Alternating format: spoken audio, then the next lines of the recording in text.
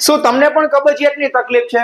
લાંબા ટાઈમ સુધી ટોયલેટમાં બેસી રહેવું, સાથે પ્રેશર કરવું, ઘણી વખતે તો પરસેવો વળી જાય, છતાં પણ ટોયલેટની સમસ્યા દૂર થતી જ નથી અને જે કબજિયાત છે તે તમને હેરાન પરેશાન કરી દેતી હોય છે અને જો સવારે પેટ સાફ ના થાય એટલે આખો દિવસ બગડ્યો સમજો. સાથે સાથે ગેસ ચડવો, માથાનો દુખાવો અને સાથે ઘણી વખતે તો કોઈ પણ કામ કરવામાં મન ના લાગવું, આવી ઘણી બધી સમસ્યાથી માણસ હેરાન પરેશાન થઈ જતો હોય છે.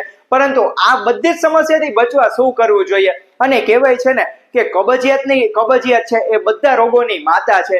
એટલે તો આ જે કબજિયાત છે એ તમારા શરીરમાં રહેશે તો તેનાથી તમારા શરીરમાં અનેક બીમારીઓ ઘર કરી જાય છે અને પરિણામે તમે હેરાન પરેશાન થઈ જતા હોય છો. તો હા મિત્રો, તેના માટે કોઈ પણ જાતના તમારે દવા કે કોઈ પણ જાતના ઇન્જેક્શન કે કોઈ પણ જાતના ટીકડા નથી લેવાના. તે માત્ર ને માત્ર ઘરે જ બેઠા તમારી એવી 2 હોમ રેમેડી છે કે જેનાથી જે તમારી કબજિયાત કે જે જૂનામાં જૂની કબજિયાત છે તે દૂર થઈ જાય છે. તો કેમ છો મિત્રો, મજામાં?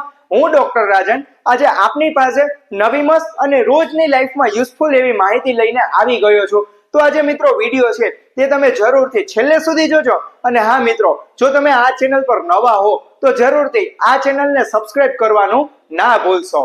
તો મિત્રો આપણે જરૂરથી જાણીએ કે આજે જૂની કબજિયાત છે તેને દૂર કરવા માટે, એટલે કે કોઈ પણ જાતના ટીકડા લીધા વગર તેને દૂર કરવા માટે એવી 2 હોમ રેમેડી છે તે કઈ છે તે આપણે જરૂરથી જાણીએ. તેના માટે તમારે 1 ગ્લાસ ગરમ દૂધ લેવાનું છે અને સાથે તેમાં 2 થી 3 વસ્તુ એવી ઉમેરી અને સાથે તેને રાત્રિના સૂતા પહેલા 1 કલાક પહેલા એ તમારે દૂધ પી લેવાનું છે, જેથી તમારી જે જૂનામાં જૂની કબજિયાત છે એ પણ દૂર થઈ જશે અને સાથે સાથે તમારો આખો દિવસ એનર્જેટિક પણ તમે ફીલ કરશો. તો તેમાં સૌથી પહેલા મિત્રો 1 ગ્લાસ દૂધ લેવાનું છે અને તેને ધીમા તાપે, હળવા તાપે તેને 2 થી 3 મિનિટ સુધી ગરમ કરવાનું છે. સાથે તેમાં 1 પેસી ખજૂર નાખવાની છે અને સાથે તેમાં 4 થી 5 દાણા સૂકી કાળી દ્રાક્ષના દાણા નાખવાના છે.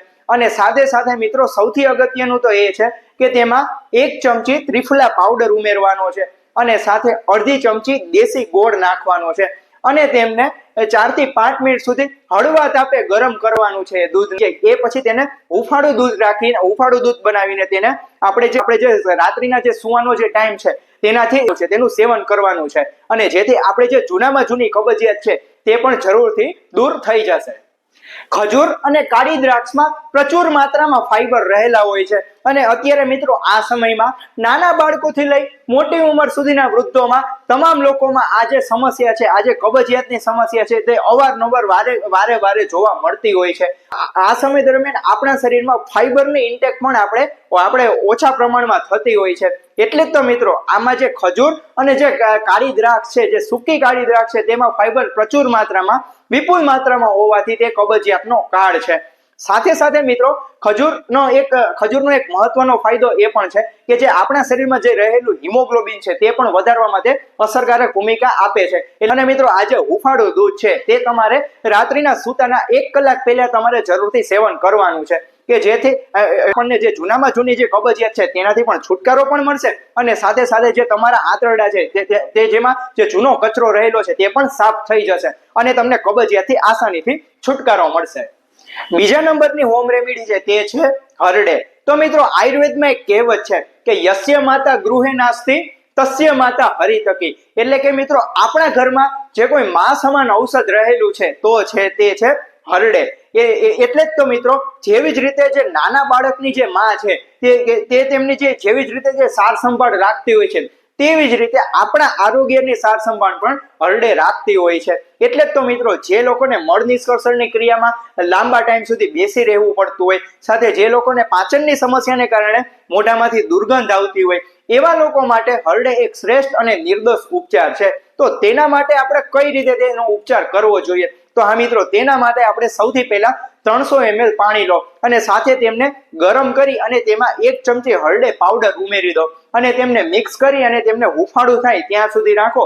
અને આ જે હરડેનું જે 1 ચમચી વાળું જે હુંફાળું પાણી છે તે જમ્યાના 1 થી 1.5 કલાક પછી તે તમારે સેવન કરવાનું છે કે જેથી તમારી જે પેટની જે કાંઈ પણ જે કચરો છે, જે ગટર છે, જે જૂની કબજિયાત છે તે એકદમ પેટ સાફ થઈ જશે અને આખો દિવસ તમે એનર્જેટિક પણ ફીલ કરશો અને સાથે સાથે આવી જે તમને પાચન સંબંધી સમસ્યા છે, સાથે જે જૂની કબજિયાતની તકલીફ છે તે પણ આસાનીથી તમે છુટકારો મેળવશો. સાથે મહત્વની વાત તો એ છે કે તમારે રોજ અથવા તો એકાંતરે એક દિવસ તમારે ભોજનમાં જરૂરથી લીલા રેસાવાળા શાકભાજીનું સેવન કરવાનું છે, કે જેમાં મેથી, પાલક, તાંદળજો આવા શાકભાજીનું તમારે જરૂરથી સેવન કરવાનું છે.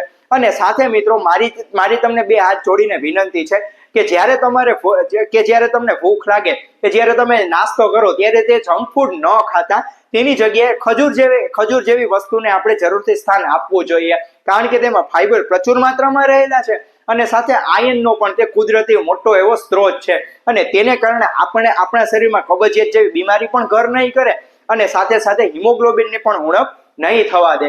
તો મિત્રો આ જે સૂચનો છે તે આપણે રોજબરોજના જીવનમાં આપણે તે પાલન કરવાનું છે, નહીં કે 2 થી 3 દિવસ સુધી તેનું પાલન કરવાનું છે. તો જ તમને આ જે કબજિયાતની જે સમસ્યા છે તેમાં પણ આપને અસરકારક રીતે આપને ફાયદો મળે છે અને તેનાથી છુટકારો પણ મળે છે. અને મિત્રો આ જે વિડીયો છે તે તમે જરૂરથી તમારા તમામ મિત્રોને શેર કરવા વિનંતી, કારણ કે અત્યારે લગભગ દર 10 માંથી લગભગ 5 વ્યક્તિ આ જે કબજિયાતની સમસ્યાથી પીડાતા હોય છે અને હેરાન પરેશાન થઈ જતા હોય છે. તો મિત્રો આ જે વિડીયો છે તે તમે જરૂરથી તમારા મિત્રોને અને તમારા તમામ ગ્રુપમાં શેર કરવા મારી વિનંતી છે. તો મિત્રો રજા લઉં છું, ત્યાં સુધી આ વિડીયો જરૂરથી તમારા મિત્રોને શેર પણ કરો અને આવી વધુ ને વધુ ઉપયોગી માહિતી મેળવવા માટે આ ચેનલને સબસ્ક્રાઇબ કરવાનું પણ ના ભૂલશો. અને ત્યાં સુધી હેલ્ધી રહો, હેપી રહો. સૌનો આભાર.